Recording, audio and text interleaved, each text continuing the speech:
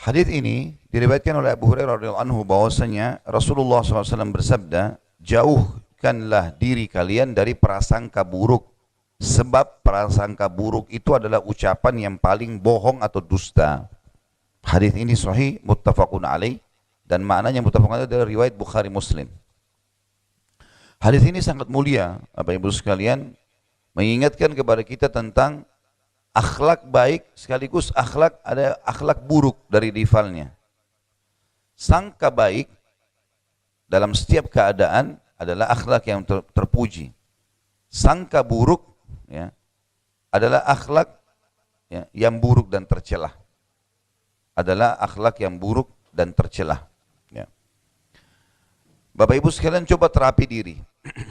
Tadi saya bilang wilayah masuk ke zonanya orang ini berbahaya sekali. Di antaranya adalah selalu bersangka buruk. Pernah ada sahabat Nabi janjian sama temannya.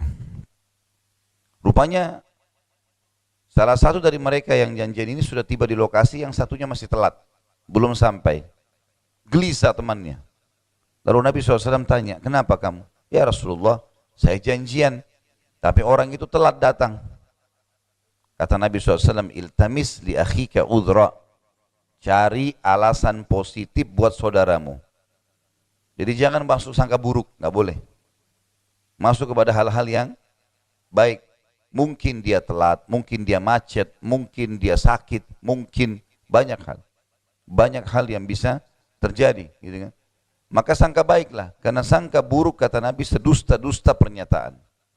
Nggak ada manfaatnya. Orang yang sangka buruk ini bahaya, bisa juga mengganggu kejiwaan, merusak karakternya, akhlaknya jadi rusak. Semuanya sangka buruk. Ya, semuanya biasa kalau bilang di Indonesia ini sangka buruk seperti orang yang sensitif sekali. Jadi kadang-kadang mudah tersinggung, apa saja tersinggung, gitu kan?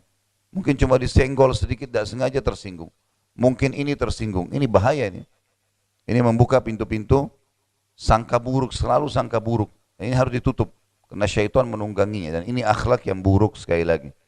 Kita harus selalu sangka baik, mulai dari Allah kepada Allah SWT sampai kepada makhluknya. Bahkan dalam hadis qudsi yang sahih riwayat Bukhari kata Nabi SAW, Allah berfirman, ana inda dhanni abdi bi. Saya sesuai dengan prasangkaan hambaku. Jadi kita selalu sangka baik. Kalau kita sakit, kita sangka baik. Alhamdulillah, Allah lagi mau saya mengetahui nilainya kesehatan. Misal, lalu kita berdoa, ya Allah sembuhkanlah saya. Itu sangka baik dengan Allah Subhanahu wa ta'ala. Jangan masuk di waswas syaitan. Syaitan selalu membuka pintu-pintu agar kita sangka buruk dengan Allah, sangka buruk dengan manusia yang lain. Ini semua tidak dibolehkan. Ya. Tentu pintu ini juga perlu kita hubungkan dengan masalah. Kalau ada seseorang sudah pasti-pasti keadaannya memang membawa kita kepada kecurigaan. Seperti misal, ada orang loncat pagar kita jam 3 subuh. Ini jangan lagi bilang saya harus sangka baik. Salah tempatnya. Hah?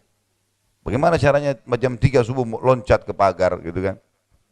Atau kita pulang ke rumah, ada orang yang sudah masuk jebol pintu pencuri. Enggak ada sangka baik di sini. Karena depan mata sudah jelas-jelas dia melakukan kesalahan. Prasangka artinya sesuatu yang tidak jelas buat kita. Kita nggak tahu gitu kan. Seperti misal teman kita telat memang ya. Tadi saya bilang kita sangka baik. Lebih baik tanya sebabnya apa. Setelah itu baru ya kita memberikan saran supaya dia jangan telat dan seterusnya. Jadi harus dibedain. Mana memang saatnya kita mencurigai keadaan. Misal pasukan musuh. Udah jelas-jelas menyelinap masuk ke pasukan kita. Oh nggak usah sangka baik aja. Ini nggak bisa ini. Salah tempatnya. Namun umumnya dalam muamalah sehari-hari, seorang muslim harusnya bersangka baik. Sangka baik saja. Ya, karena tidak semuanya, kadang-kadang subhanallah ada hal yang sederhana ya. Mungkin bagi kita, ini harusnya begini. Tapi orang tidak tahu. Bisa saja orang belum tahu gitu. Seperti saya sudah pernah ceritakan, kasus sahabat Badui yang kencing di masjid. Ya.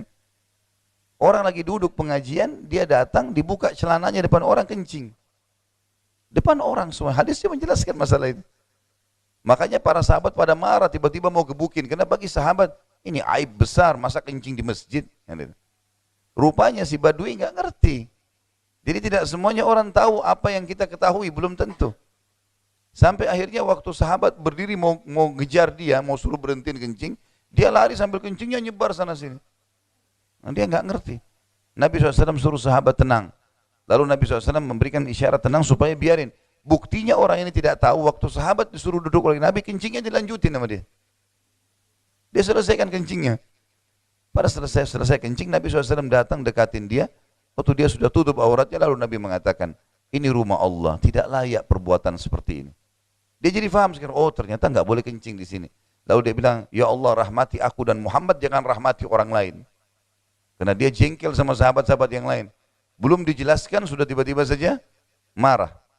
Ini mungkin ibu-ibu begitu juga sama pembantunya di rumah. Nggak semua orang faham. Ibu mungkin maunya taruh piring, posisinya di sini misalnya. Dia nggak ngerti. Ada raknya sendiri, dia belum tahu, baru kerja. Dia susun piring di dekat tempat cuci piring misalnya. Tidak usah langsung marahin. Ya. Sebenarnya orang marah ini dekat dengan stroke. Ya. Dekat dengan banyak penyakit darah tinggi. Ya. Jelaskan dulu kepada orang. Bahkan pernah ada sahabat datang, punya kebun kurma besar sekali. Pegawainya banyak. Karena banyak pegawai, banyak pelanggaran. Ada yang malas, ada yang begini, ada yang begitu, ada yang telat. Lalu dia datang kepada Nabi sambil dia emosi kepada pegawainya. Ya Rasulullah, berapa kali kita bisa maafin pegawai ini? Nabi SAW diam. Setelah itu Nabi tundukkan kepala, mungkin nunggu wahyu ya. Karena biasanya begitu. Lalu Nabi SAW angkat kepalanya mengatakan, maafkan mereka walaupun 70 kali. Orang tidak tahu, lalai. Kita kalau di posisi dia mungkin kita bisa melanggar juga kan.